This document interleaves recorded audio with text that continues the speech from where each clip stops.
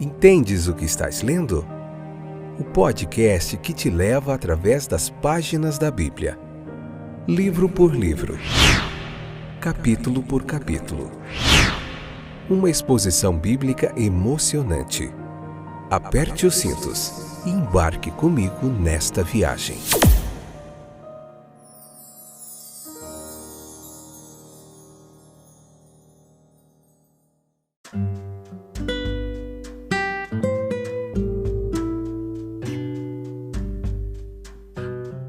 Olá, eu sou o Fábio, como vocês já sabem, esse é mais um episódio do nosso podcast Entendes o que estás lendo? Fantástico momento de exposição bíblica.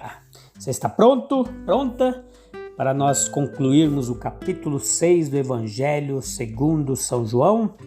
Hoje é o episódio 105, a segunda temporada. Vamos concluir. Fiquem comigo até o finalzinho, que tem muita lição legal. Hoje vamos falar sobre o que é esse trabalho que Jesus se refere, né? Aqui no capítulo 6. Leia o capítulo 6 se você puder, para você ter uma visão mais ampla do que nós estamos falando aqui. E depois escute a explanação lá no Google Podcasts, no Spotify, no Anchor, no Breaker, no Radio Public, enfim. Em vários lugares aí você encontra o nosso podcast aí para você estudar a Bíblia de uma forma bem legal, clara e objetiva. Nosso objetivo aqui é que você aprenda a palavra de Deus. O trabalho de Jesus ele envolve as maiores responsabilidades. Olhe para a condição miserável da humanidade. Eles são culpados, mas ele deve obter o perdão deles. Eles estão condenados. Ele, Jesus, deve justificá-los. Eles são corruptos. Ele deve purificá-los e santificá-los. Eles estão doentes. Ele deve curá-los. Eles estão em dívida. Ele deve pagar. As responsabilidades são infinitas. Envolve o maior autossacrifício. Para cumprir essas responsabilidades era necessário o maior autossacrifício possível. Antes que eles pudessem ser justificados, ele mesmo deve ser condenado. Para curá-los, ele deve ser mortalmente ferido. Para torná-los ricos, ele deve se tornar pobre. Para pagar a dívida deles, ele deve sacrificar a sua própria vida como resgate. E para levá-los à glória, ele deve ser aperfeiçoado por meio dos sofrimentos. O que senão o amor infinito aceitaria a confiança e executaria a vontade. Ele é mais terno e universalmente convidativo. Aquele que vem a mim, de forma nenhuma lançarei fora. Essas palavras são muito ternas e convidativas. Elas foram proferidas na dolorosa consciência de que muitos não viriam a ele, embora houvesse provisões infinitas e bem-vindas. A porta da salvação não precisa ser mais larga, nem o coração do Salvador mais terno do que isso. Não há nenhuma restrição, nenhum favoritismo. Aquele que vem, que ele é divinamente designado, o Pai que me enviou. O Pai o nomeou para ser o administrador e executor da sua vontade. E ele sabia quem nomear. Ele atua sob a mais alta autoridade. Ele estava disposto a assumir a confiança. É verdade que ele foi enviado, mas também é verdade que ele veio. Desci do céu. Versículo 38 de João 6. Sua missão foi tão agradável para ele quanto agradável ao Pai. De modo que ele tem grande prazer em seu trabalho. Ele está totalmente familiarizado com a vontade divina. Conhecimento perfeito é essencial para uma execução perfeita.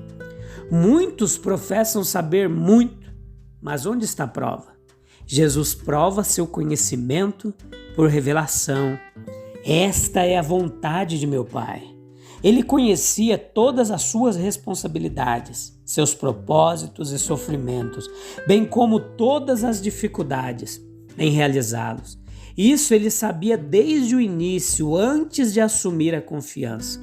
Ele é entusiasticamente dedicado ao Pai. Eu desci do céu não para fazer a minha própria vontade, mas ele tinha uma vontade própria. Mas em seu ofício de mediador estava inteiramente imerso na de seu Pai. Ele é igualmente devotado aos objetivos do amor de seu Pai, pois o que vem a mim, de maneira nenhuma o lançarei fora. Ele é divinamente competente. Ele é o Filho de Deus, o eleito do Pai, sempre consciente de sua capacidade para este trabalho. Nenhuma sombra de dúvida a esse respeito jamais passou por sua mente. Ele estava serenamente consciente da plenitude do poder da vida, da plenitude da divindade, e ele deu ampla prova de sua competência divina à medida que avançava. Os enfermos foram curados, os mortos foram ressuscitados, os culpados foram perdoados e todos os penitentes que apelaram a ele foram salvos. Todas as qualificações necessárias para executar a vontade divina em relação à raça humana encontram-se plenamente nele. Sua vontade seja feita. Nós temos que reconhecer aqui uma dívida de gratidão para com Deus. Primeiro, por dar e enviar o seu Filho para ser o nosso Salvador. E depois, por nos guiar até o seu Filho, a fim de que em comunhão com ele possamos experimentar as bênçãos da salvação. Pois dessas duas maneiras o Pai nos fornece uma demonstração completa do seu amor. Dessas duas maneiras ele garante completamente nosso bem mais elevado. Existe uma atração no caráter e na vida de Cristo, sua linguagem graciosa e, acima de tudo, em seu sacrifício na cruz. É a força mais poderosa que o mundo já sentiu. Ele disse: se eu for elevado, atrairei todos os homens a mim. Assim, de muitas maneiras, adaptado por sua própria sabedoria à natureza e às circunstâncias dos homens, o Pai está atraindo os homens a Cristo.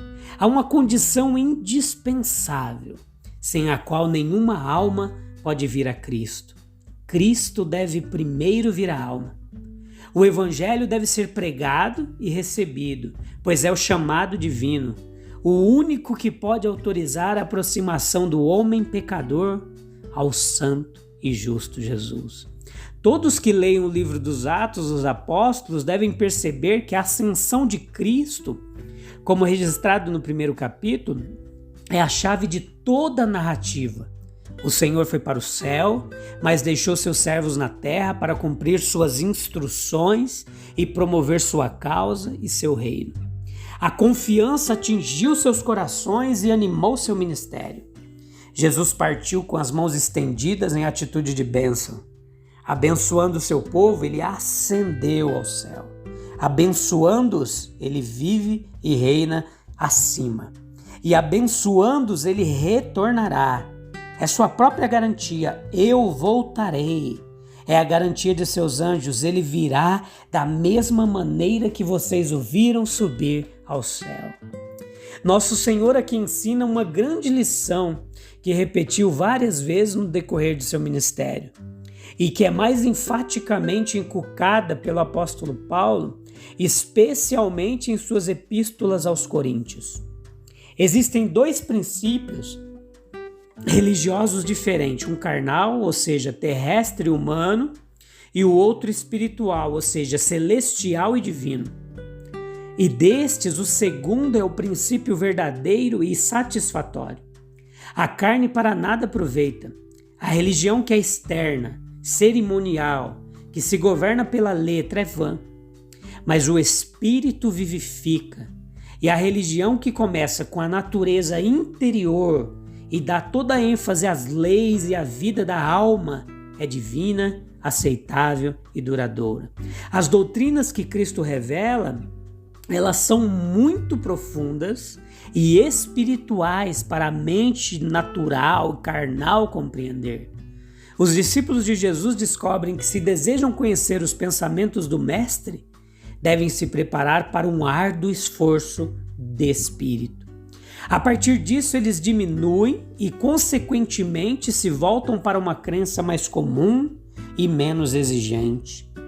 Os convites e seduções que entram em conflito com as atrações do Salvador, embora enganosos, são totalmente vãos.